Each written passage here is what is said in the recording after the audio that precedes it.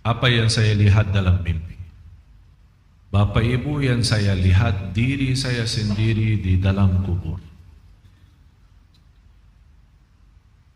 Sangat gelap, ngeri. Tapi tiba-tiba sambil saya di situ merasa ketakutan dan kesepian, muncul sebuah cahaya di dalam kubur sendiri itu. Dan saya berteriak, "Siapa kamu yang membawa cahaya itu?" Dia langsung sendiri cahaya berkata,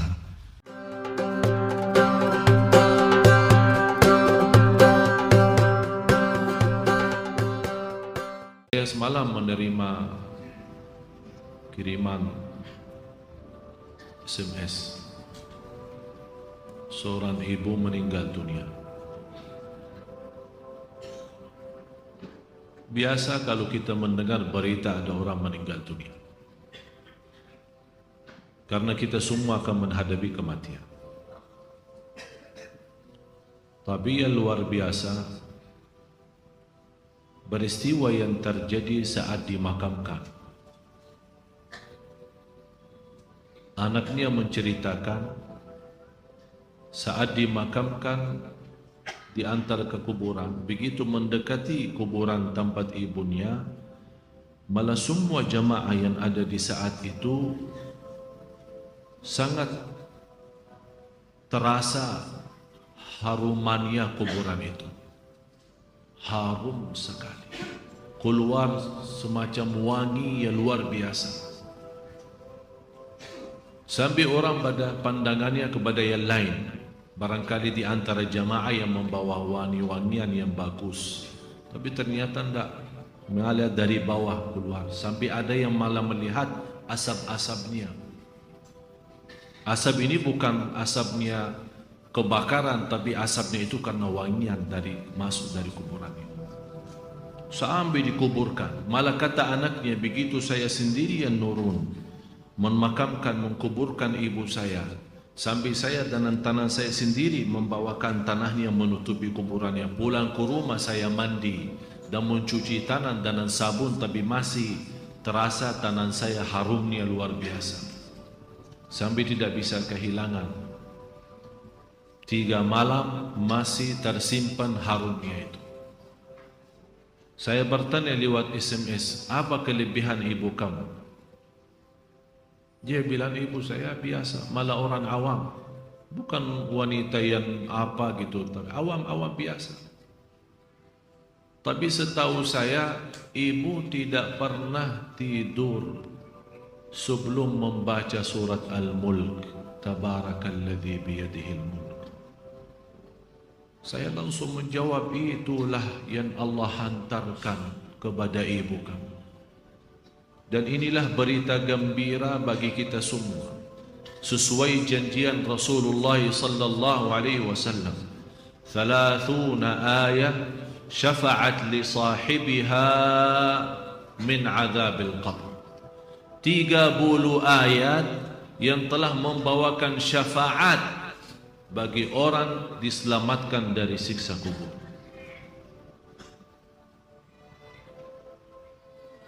Dari situ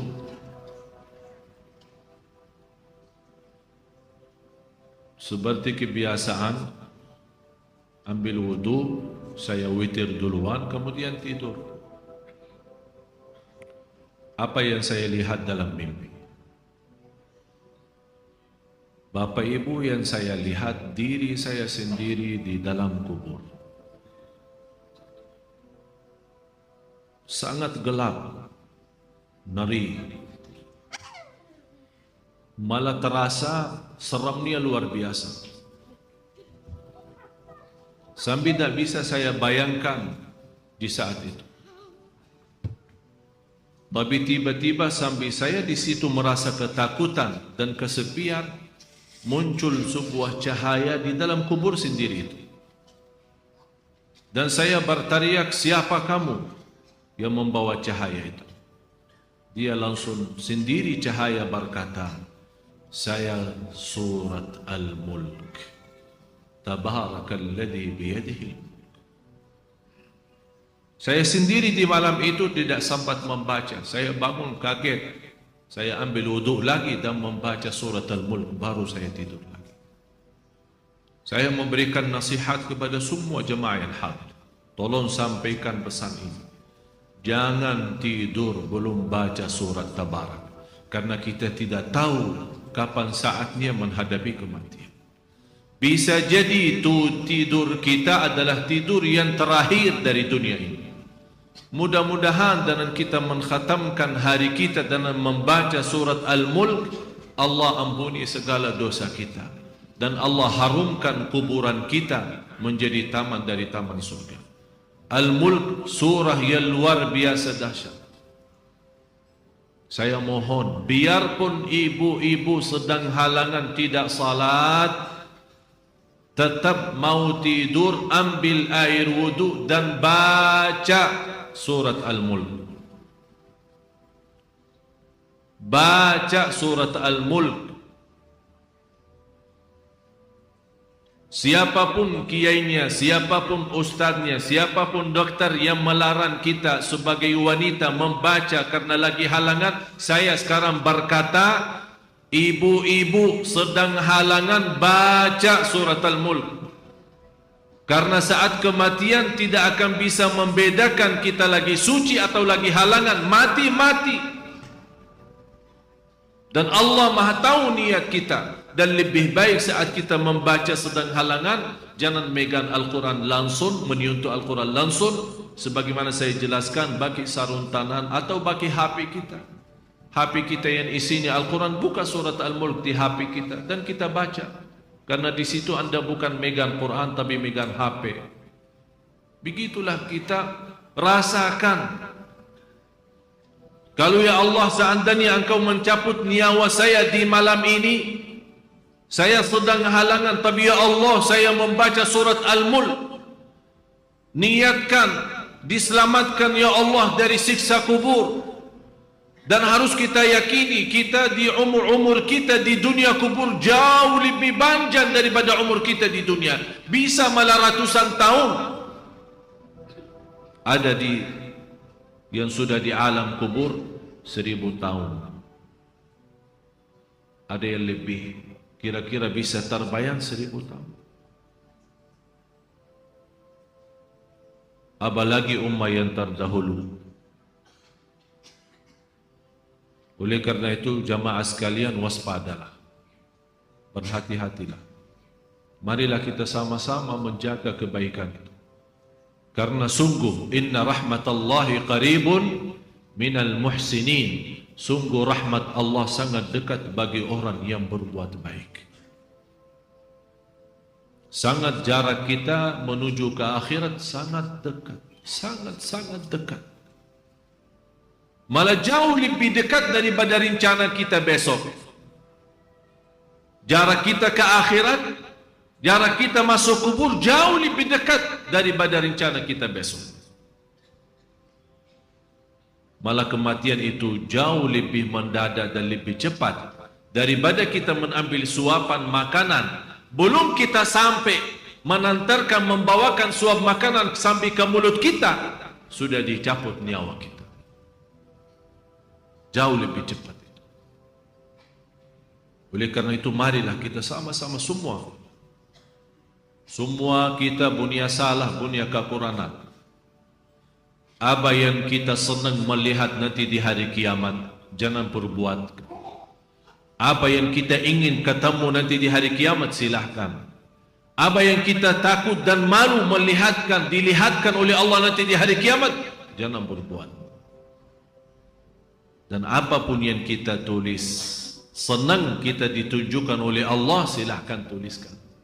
Kalau kita malu dilihat nanti oleh umat manusia dan dilihat oleh para malaikat yang menjadi saksi, jangan tulis macam-macam. Apalagi sekarang terlalu gampang dosa tulisan itu, gampang sekali. Dan HP yang sekarang ada, malah sudah kita megang menjadi tasbih kita, mengganti tasbih. HP, BlackBerry, WhatsApp, SMS, lain-lain. Saya setiap hari hampir terima 100 SMS. Ada yang bertanya, ada yang macam-macam. Dan hanya saya yang pada si Allah doakan, jangan menjadi titik tulisannya SMS ini menjadi beban nanti di hari kiamat. Ya Allah, ampunilah mereka semua. Itu yang saya doakan. Walaupun saya tidak balas berdoa, tapi Allah yang Maha tahu apa yang saya doakan untuk orang yang kirim SMS atau WhatsApp atau apa saja. Oleh karena itu jamaah sekalian, hati-hati. Bukan masalah sama saya, tapi masalah kita sama Allah. Selalu saya menyampaikan dan mengingatkan kembali, jangan lagi berkata saya tidak enak sama ustaz, saya tidak enak sama keluarga, saya tidak enak sama jamaah. Rubahkan kata itu, berkatalah saya tidak enak sama Allah, saya tidak enak sama Rasulullah sallallahu alaihi wasallam. Kalau memang kita ingin diselamatkan oleh Allah di akhirat, bagi saya dunia ini biar kita susah sepanjang hidup kita sampai mati susah, masih jauh lebih ringan susah dunia daripada nanti susah di akhirat. Harus menjadi tujuan kita akhirat, bukan dunia. Akan Allah datangkan dunia dan akhirat. Ya ayyuhalladzina amanu taqullah wal tanzur nafsun ma qaddamat lighad wattaqullah innallaha khabirun bima ta'malun. Orang beriman, bertakwalah kepada Allah dan lihat masing-masing apa yang kita bawa nanti untuk hari esok, hari kiamat.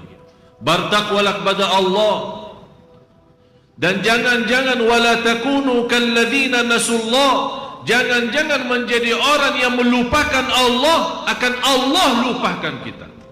Kalau Allah lupa sama kita, na'udzubillah, berantakan, hancur, dunia akhirat hancur kalau Allah lupa sama kita. Maksudnya lupa Allah sama kita, artinya Allah tidak mau urus kita lagi, tidak mau bantu kita lagi, tidak menolong kita lagi, tidak mau perhatian kita lagi. Na'udzubillah. Kalau Allah tidak mau perhatikan kita, siapa lagi yang mau perhatikan kita? Kita semua tidak punya Allah yang maha adil selain Allah, tidak punya Tuhan yang maha kasih sayang selain Allah, tidak punya Tuhan yang maha mengampun selain Allah. Biarpun dosa kita sepenuh bumi, tapi kita datang kepada Allah dengan ikhlas dan yakin diampuni dosa kita, dan kita berbuat kebaikan semampu kita, akan Allah ampuni dosa kita semua, biarpun dosa itu sepenuh bumi. Begitulah indahnya kasih sayangnya Allah. Mudah-mudahan semua yang hadir Allah bukakan hatinya, diberikan petunjuk kepada jalan yang benar, disucikan lahir batin, dikuatkan lahir batin agar senantiasa setiap hari meningkat iman, menaikkan takwa, menjadi orang yang berilmu dan beramal salih, agar senantiasa setiap saat, setiap waktu kita mendapatkan karunia rahmat Allah, karena sungguh rahmat Allah sangat dekat bagi orang-orang yang berbuat baik. Al-Fatihah.